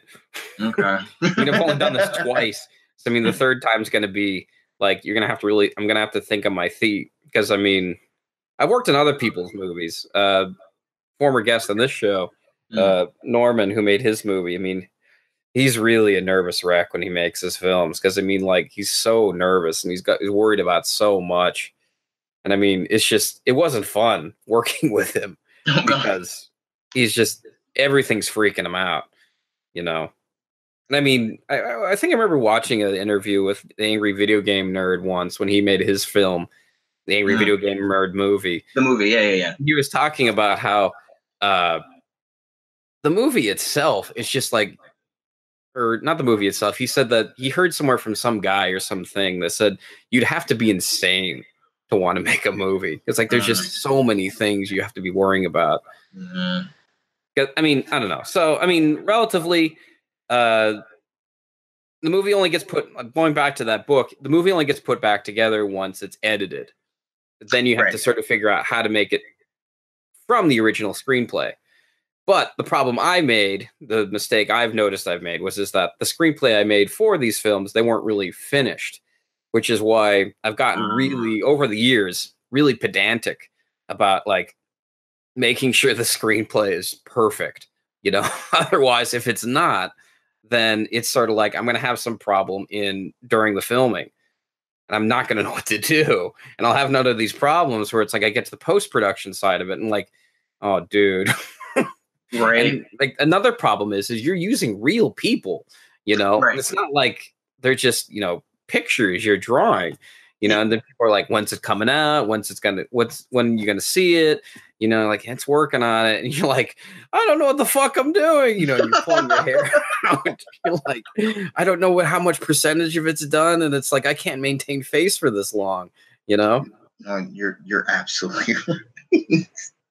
But even then, like, because when it does go to post-production, when it goes to editing, and, you know, you're sitting down with all of these, you know, pieces of raw footage that you're trying to piece together, is that initial fear always there till the very end? Because maybe, you know, some things, we meant to reshoot this and we didn't because I forgot, or we meant to shoot this from another angle, but we never got that camera working, or something like that. Usually the fear is not there. I'm not really scared, or like, I mean, well, maybe I'm only scared when like things go really wrong. And, like I have no idea what to do. And it just feels like I don't know, running on empty or something. And I did have a few moments with the last film, Daikonashi, where I was feeling that. And I'm like, I don't know what I'm going to do here. This isn't working, you know? So, I mean, it will get released. There are some cuts of it I do like, and I probably will release at some point. But anyway, long story with that one. I could make 3 YouTube videos of that. Really? Like makings of Daikonashi? Yeah, I don't know. There's so much I could talk about. So many mistakes I made. Where it's just like, oh, that wasn't smart. Oh, that wasn't smart either. It's like, oh, I shouldn't have slept with that woman. Oh, that wasn't good. That sort of thing. That was a mistake. Hooray for mistakes. Yeah, right. Anyway, for errors in judgment. Yeah, that went places. Oh God. If it's any consolation to you, my entire life is written under a bevy of errors in judgment and lack of self-restraint. That's just life. That means anything. Judgment. All right. This has been fun. Yeah, right. Anything you want to say before we go? I don't think I've ever done 2 hours before. New record.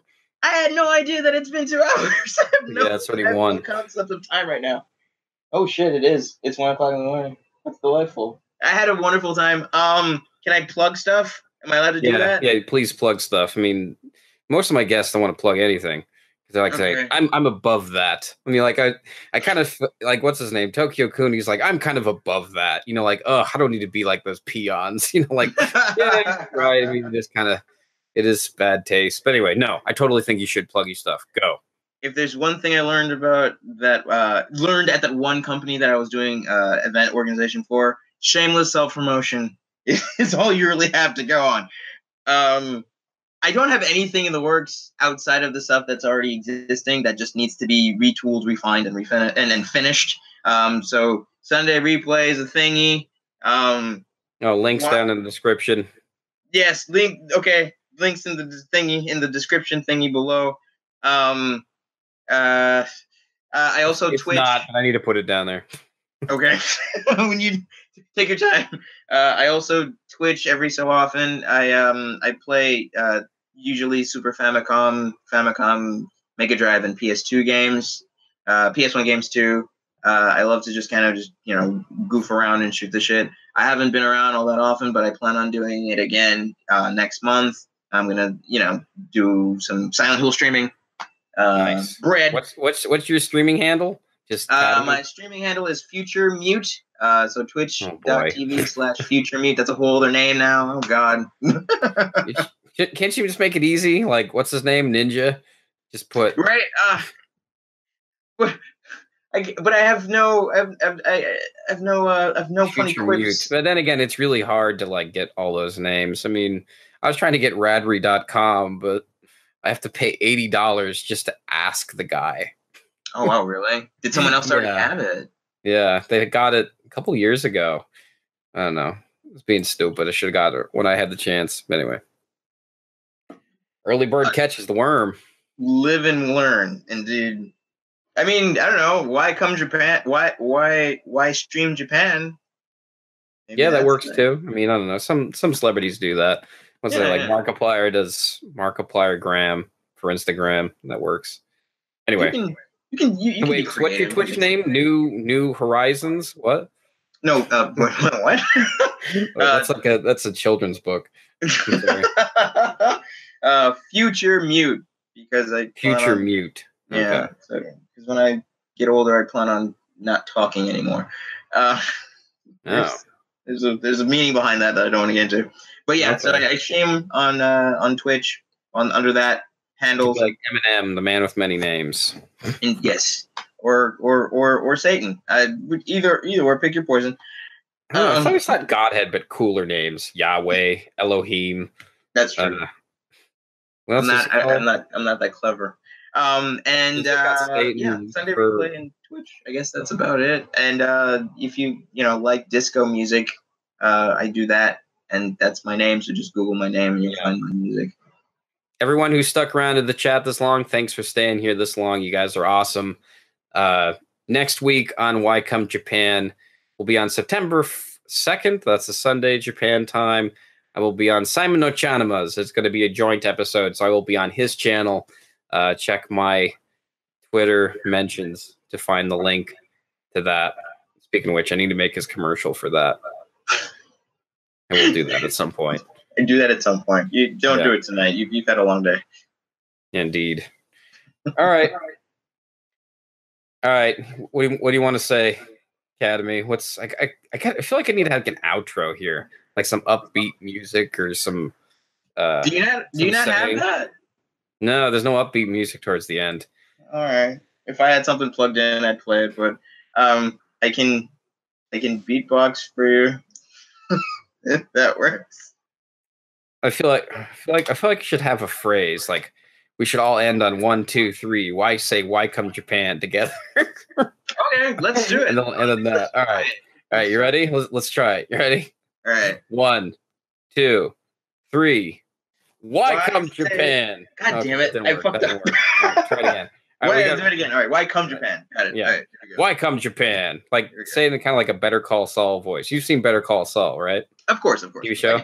Like it was Better Call Saul. Like, all right. Why come Japan? Got it. Why come Japan? All right, you ready? All right. 3, 2, 1. Why come Japan? We got to do it synchronized. You ready? Okay. 1, 2, 3. Why come Japan? Close enough. All right. See you guys next week. Have a good night. Thank you again.